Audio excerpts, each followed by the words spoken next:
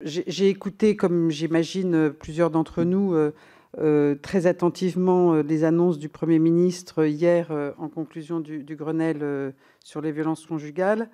Bon, je n'ai pas tout compris et je n'ai pas tout compris d'un point de vue budgétaire. Donc, vous permettrez que je vous interroge puisque un certain nombre de mesures ressortent de votre ministère.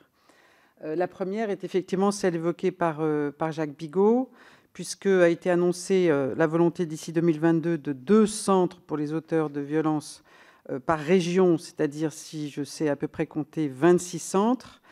J'ai cru comprendre qu'était évoqué un budget de 200 000 € par centre, ce qui est une plaisanterie.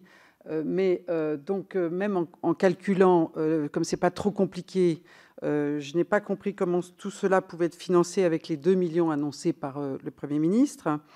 Ensuite, a été annoncée la mise en place du bracelet anti-rapprochement qui va, là aussi, vous l'avez d'ailleurs évoqué tout à l'heure, ressortir de votre budget, puisque vous avez évoqué que c'était sur le budget de la paix.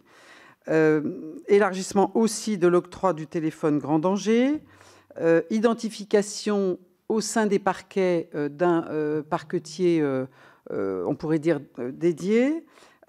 Tout cela nécessite donc des moyens budgétaires et des moyens budgétaires également, mais en personnel, notamment en formation, mais pas que.